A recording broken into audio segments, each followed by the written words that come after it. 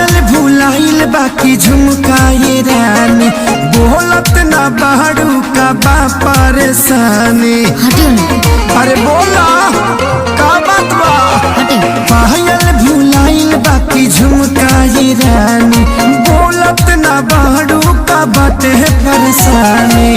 काहे तोहर भोरे से लटकल बलोला हो, लटकल बलोला।